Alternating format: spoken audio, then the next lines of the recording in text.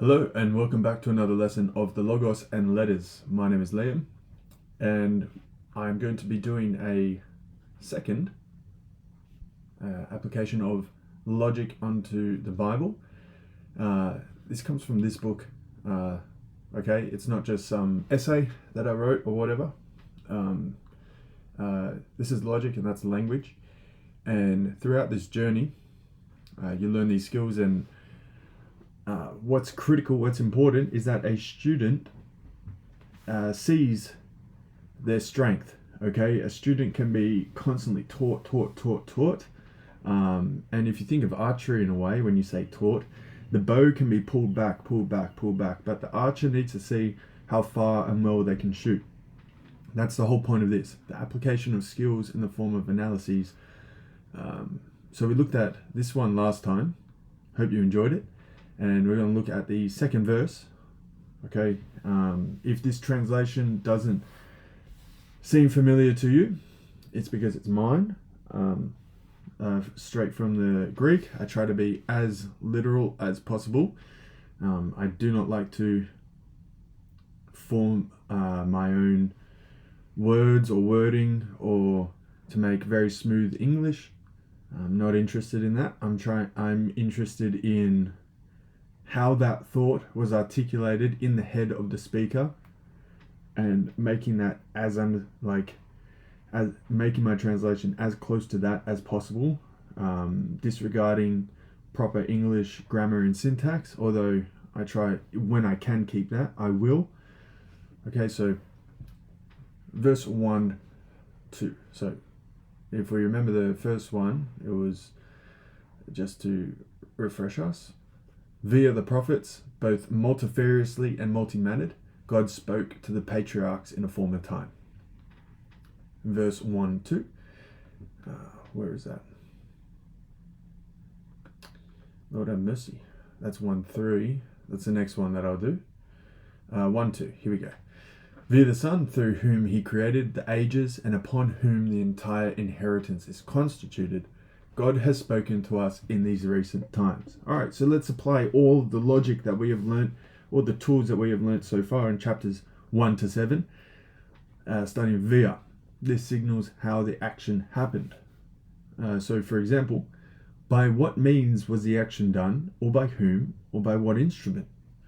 The answer to this question of how the action happened is the Son. Thus, the Son is or the cause of the action's completion, or the Son is the cause for why something potential became actual, or the Son is the reason that some state of affairs came about, and without the Son, this particular state of affairs or events connected to them would not have occurred. So the next part, the Son. All right, we've been speaking about him here. Through whom? So the Son is an explicitly stated subject, a substance. By the appellation of Son, we understand the substance is related to another member of a family. This figure is said to be related to the Father.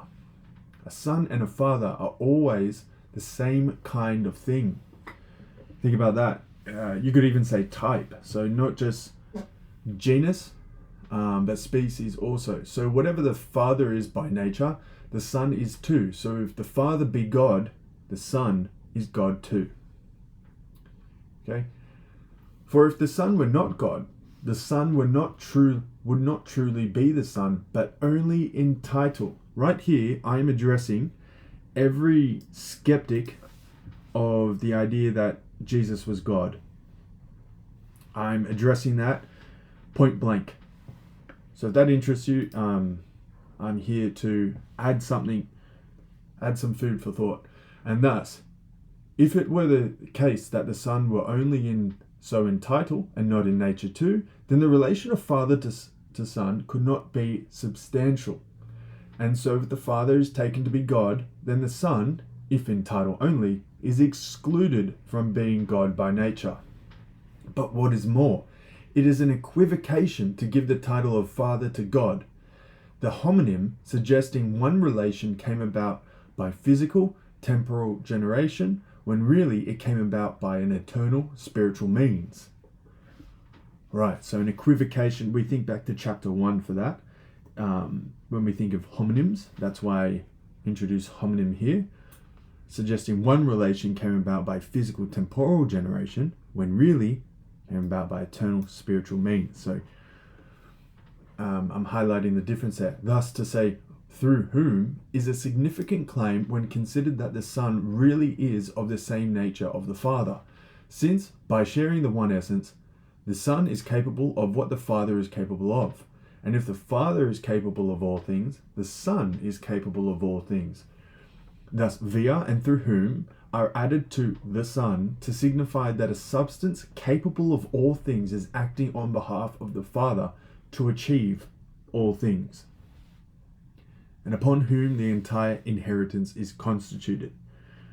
So, an inheritance is passed from father to son at the father's discretion or appointment, when the time is judged right and fitting. Right? That's just a universal, understood, common practice, culture to culture. Okay, that's taken as axiomatic. This being accepted, we consider what the inheritance could be. And since God is a subject and God has all things, the inheritance is everything. And thus, everything is built upon the Son. To say upon whom and constituted is to say that for the sake of and organized by. Also, this word constituted, we just came across it in studies. Where is it? Here. Sunastatai, composed of.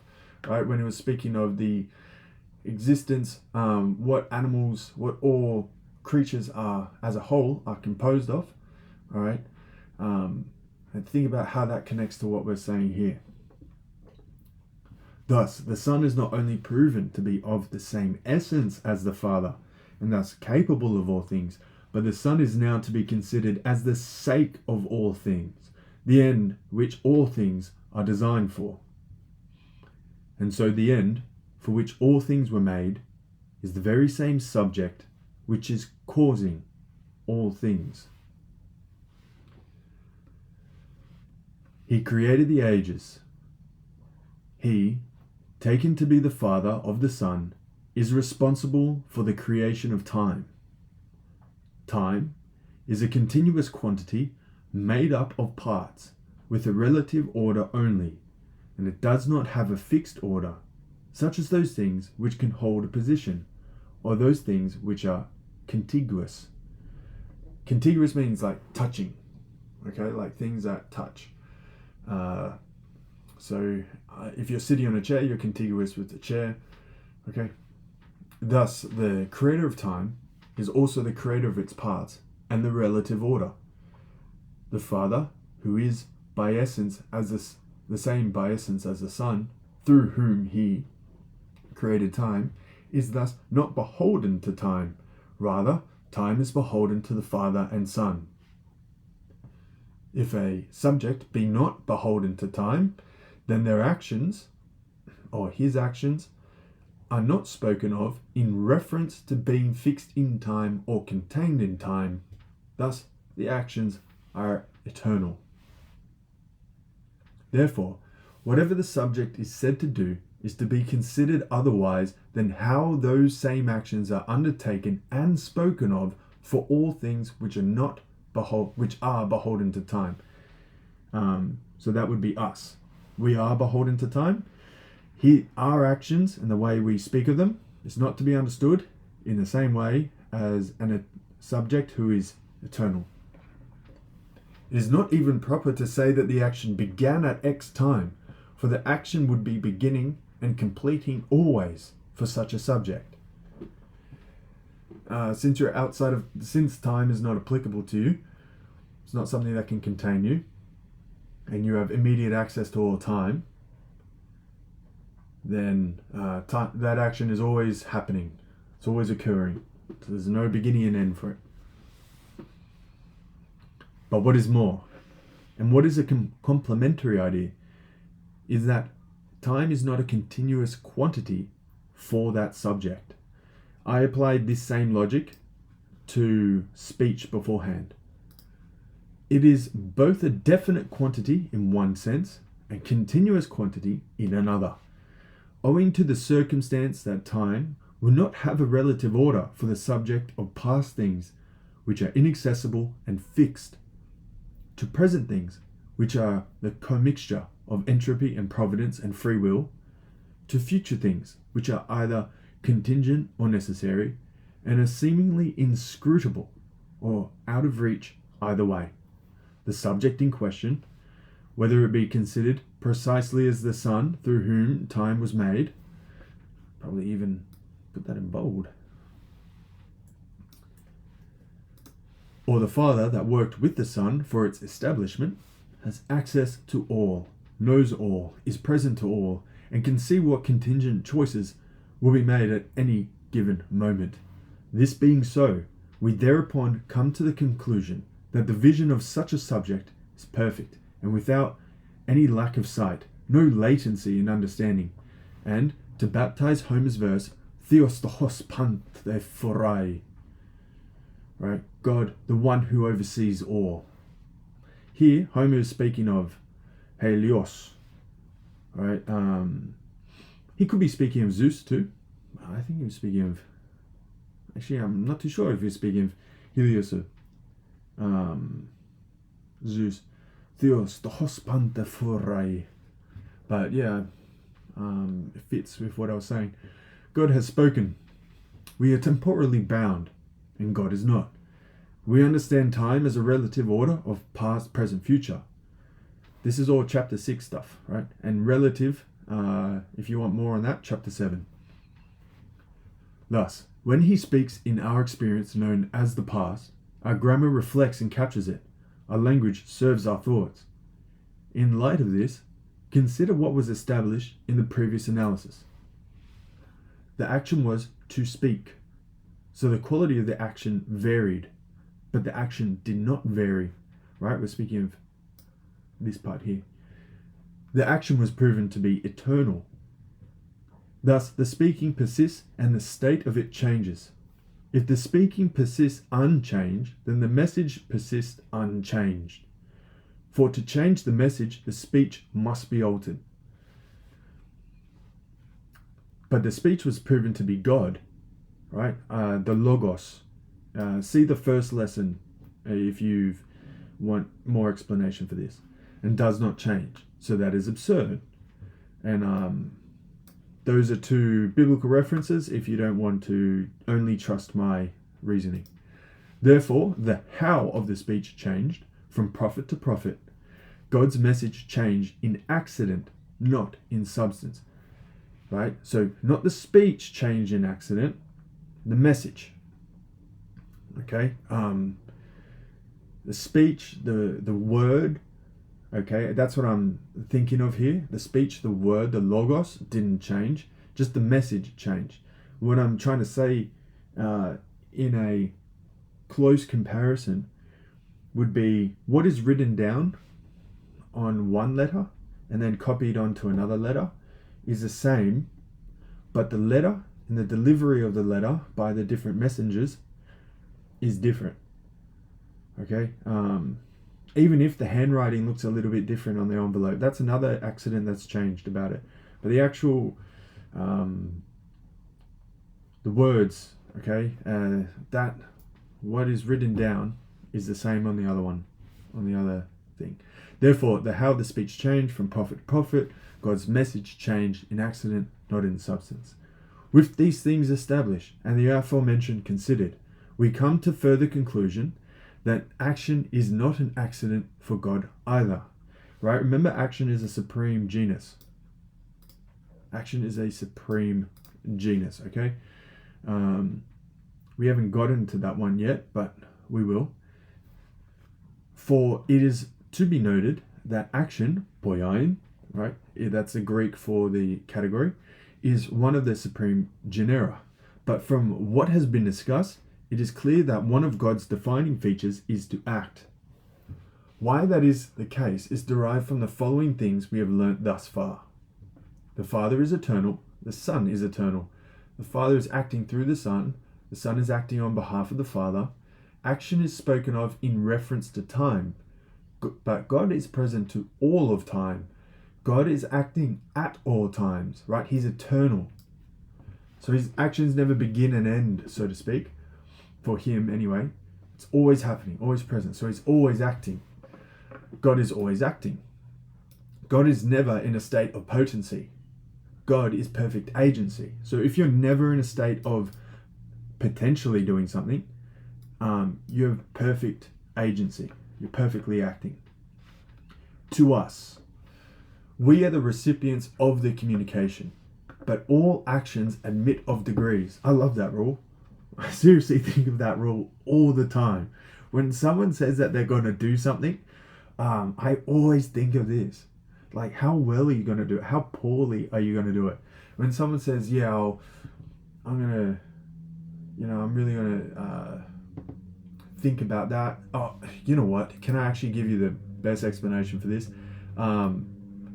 If you're from Australia, the State of Origin's on at the moment, and the New South Wales Blues, my God, they do my head in. They say, the coach says, oh yeah, we'll have a think about it. All actions admit of degrees. How well are you going to think about it? Because honestly, you've been thinking about this stuff for a while, and I can tell you there's not much degrees in your thinking. But anyway, let me continue on with this. Just keep in mind that this is almost a maxim you should engrave upon your doorstop. And the subject to perform the action is God. Therefore, the action is done to the highest degree. Of course, he can't do it to any less of a degree, like mortals can, right? In my explanation here, mortals can do it to a very poor degree, a very high degree. God only ever does an action to the highest degree, and he's always acting. And the highest degree is perfection. So we have been spoken to perfectly, right? There's no issue about the speech itself, right? This means the ball is in our court. I understand this, but this does not mean we understand it perfectly, because all actions admit of degrees. How well do we listen? Mary listens perfectly. The saints listen perfectly. For pathein, or passion, affection, is the supreme genus. We haven't got into that one yet, but we will. Of receiving some change or action. And the reception of any action varies and admits of degrees. We are not perfect. Therefore, our ability to understand is not perfect. But this can be remedied if there is something which can perfect our nature without destroying it. Right? Our ability to understand is not perfect. All right? It's not it's not an automatic thing that we would just understand everything perfectly if it's spoken perfectly, because speaking is an action, listening is a receiving, it's an action in a way, but really being taught is a thing. It's like something that we receive. It's a passive. All right, we are being taught. So all actions admit of degrees. We're not perfect. The speech is perfect. Let's continue on. This can all be remedied if there is something which can perfect our nature without destroying it. Thus, if there be some such thing, God may gift this perfective thing to someone in order that they come to a more perfect knowledge of it, and perhaps a perfect knowledge of it. So no one came to the Father except through me, right? That's what Jesus says. I should probably even have those references there of when he mentions things like that. However, I think most people already understand this. It's a given. But just one more clarifying thing. That they come to a more perfect knowledge of it, and perhaps a perfect knowledge of it. So perfect knowledge is achievable. It definitely is achievable. It's not off the board at all. But a more perfect knowledge of it is what most people are looking for. And what is perfect for one is not the same as what is perfect for another when speaking of primary substances in the cosmos. That's an interesting point, but I'll build on that. For all knowledge which a primary substance has is a particular accident, and the particular accident of one is not able to be defined or predicated of another. So I've explained this part by this second sentence here. Okay. Therefore, we cannot say that there is one single perfect knowledge which is applicable and definable to every primary substance capable of the knowledge. I'm going to let that sit there for a second. Keep in mind my particular accident explanation for this. I'm just going to let that thing speak for itself. We may only say that we, capable of knowing what was spoken by both the efficient and final cause of all things, will have our own indefinable kind of perfect knowledge if that perfective element is gifted to us in due measure. In these recent times, here's this last part. In contrast to the previous verse, the act of the prophets has been superseded by the act of the Son. Critical. The act of the Son was proven to be perfect in degree, and thus the acts of the prophets were imperfect in degree, but perfect in matter. So, as I said, the messenger receives this message and needs to give it to other people. The message, like what is written down in that envelope or that parchment, that scroll, that papyrus, is perfect. It's the perfect speech. But the way that the messenger delivers it, his skill, his grace, and all these sorts of things, might be excellent, it might be average, but it's not perfect.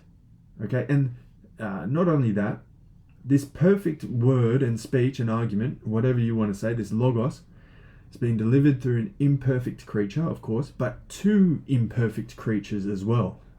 Something to consider. The act of the Son was proven to be perfect in degree, and thus the acts of the prophets were imperfect in degree, but perfect in matter.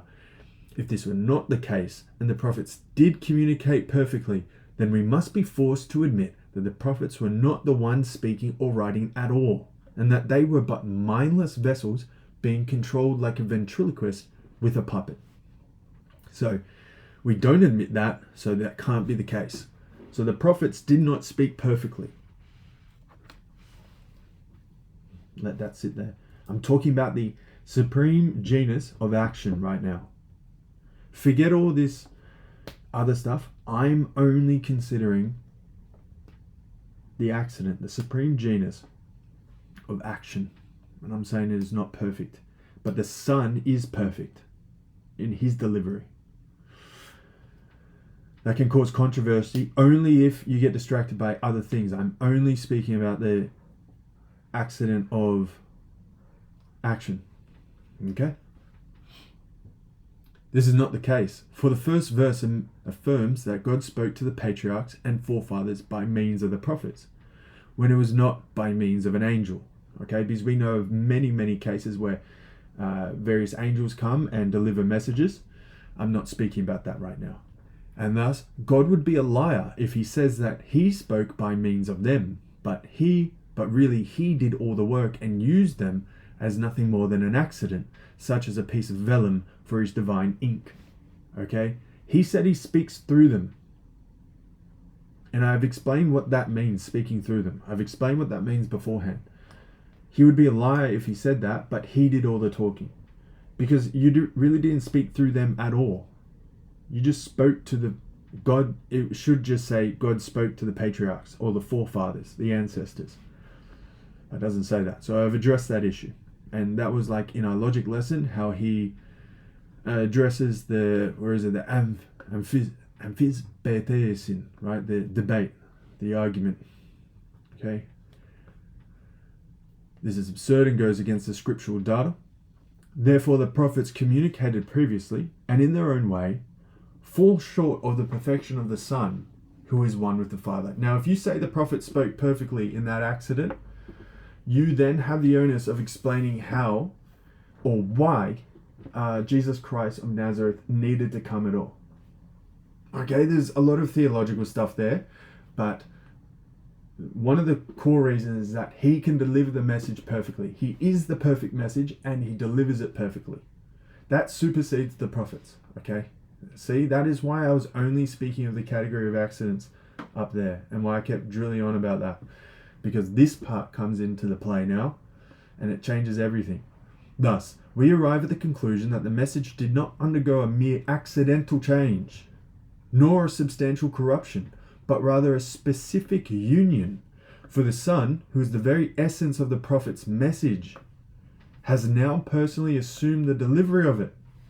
Thus the union, the word of God, which was intellectually conveyed in the Old Testament, became substantially embodied in the New. Piece de résistance. That's it. Raison d'être. Right, that's the crux of the matter. Right there. And to conclude, we see that the relation between man and God has also changed substantially.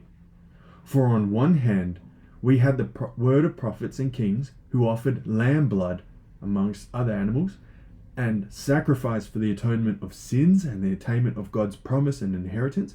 But on the other hand, since the embodiment of the word, which we talked about here, we have a Son who is the Lamb, and we have the blood of the Son, which is offered in sacrifice for the atonement of sin. And if the actions of the Son are perfect, the sacrifice was and is perfect, and thus we may attain the promise and share in the inheritance. Could even put that in bold. So, I hope you enjoyed that. There's another one to come soon. Probably get that done in the next few days. If you're watching this in the future, it'll probably already be up. I'm not going to do these frequently because really the teaching of the logic is most important. This is an exhibit. I'm just showing you what you can do with it yourself. You can probably do better than me as well. So here I am teaching you the tools, or helping you learn the tools. And in this book, I've got this here, okay? An exhibit, application of the skills and form of analyses. Yeah, how many words is this book? 126 hours. It's really not that much. But as you can see, as much as I can, I like to apply all the logic to all these other issues. So on knowledge, perception, and miracles, okay?